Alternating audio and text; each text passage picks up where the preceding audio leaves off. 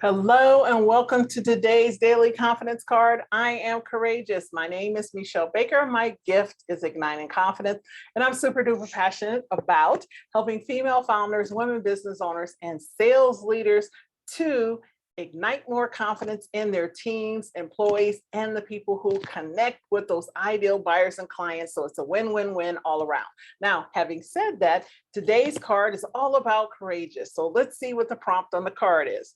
It is, where can I be more courageous? Where can I, you, me, us, be more courageous? The interesting thing about courageous is that it's only necessary in the face of fear.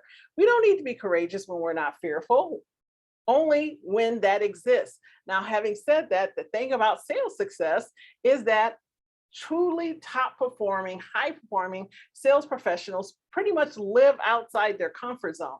They're constantly doing things they've never done, talking to people they've never spoken to before, going places they've never gone so that they can create incredible results. And that initially, when you do that, it's going to feel very uncomfortable. You're going to feel anxious, get the sweaty armpits, the itchy palms, right? All of that happens whenever we initially do things that take us outside our comfort zone. The great thing about being courageous is that it's a muscle. And the more you do it, the stronger it gets, and the more it normalizes, and you'll actually have to go farther and farther out your comfort zone for you to actually feel that initial fear, which felt like it was going to grip you and trip you up no matter what. Now, having said that, I'm going to give you a couple of tips here about how you can start to stretch your muscle. And I love, as you're listening to this, if you have tips that I didn't mention, share them in the comments, right? This is how we grow. I've learned more about being courageous by hearing the story and the tips of other people myself. First is service. Focus on service. So often people are trying to sell people instead of focusing on the value that you have to offer them. Remember, as a business owner and a seller, you have an opportunity to give somebody an experience that will leave them better off. And when you focus on that experience, when you focus on the solution that you bring, it's a service to them versus you just trying to get a sale because you want money. So again, focus on what you propose, not the close. And that's proposing the value, the solution, the opportunity for you guys to co-create. The next thing is practice listening. I have said this repeatedly when it comes to sales. We have 2 ears to hear, 1 mouth to speak. And it's most amazing how many sellers do most of the talking instead of most of the listening. You'll be amazed that when you prep and prepare, do some research on your prospect and your buyer. Come prepared to ask them questions about the problem they're experiencing, what they've already done, how they would love to have, what is the outcome they'd love to experience, what prompted them to contact you and call you about your product or service. Get interested in them, then listen. Do not look for the opening so you could plug your product.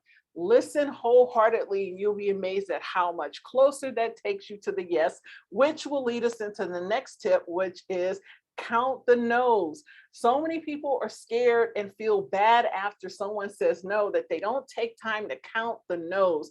And the relevant and importance about counting the no's is you want to start to measure the number of no's it takes you to get to a yes, because you always will be required to hear no's to get to yes. Another thing I'm going to point out before I go further with that is one of my comrades or my colleagues as part of Women's Sales Pro, Andrea Waltz, her and her husband, Richard Fenton, they have a book that's called Go for No. It says, yes, this is the destination, and no is how you get there. And I love on the back, the first thing it says, sticks and stones may break my bones, but no's can never hurt me.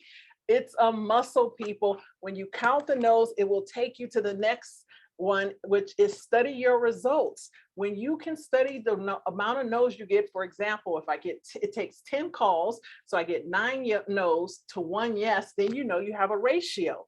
Then the next thing you want to do is, once you study them, you want to see, how can I reduce that?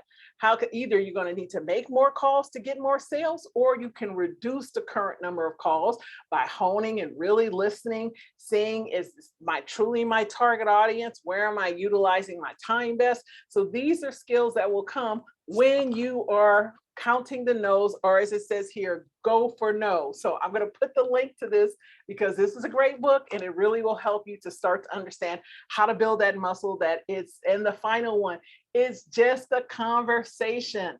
It's just you discussing with that potential buyer or that existing client about the opportunity they have to work with you. So when you focus on doing these, you'll be amazed at how many more people say yes when you're just having a conversation. So many sellers go in thinking about their quota. They got a bill to pay. They have, people to pay. The lights got to stay on. I got a mortgage. I got a car note, right? I got a quota. I want to keep my job. I want to get promoted. I want to do whatever. And they bring all of that into the sales call. It's one person or a team of people. It's one sale people, and they deserve what you will bring to them is to be focused on serving them and their problem with the solution they offer, not all of what you have to do to get the one sale. So again, it's just a conversation. So I hope this has been helpful. Again, if you have some things that are helping you build the muscle, the courageous muscle of selling and having these amazing conversations, and I didn't mention it, please put it in the comments. This is how we are better together and we lift as we climb. I look forward to coming to you tomorrow with another daily confidence card. Have a great one.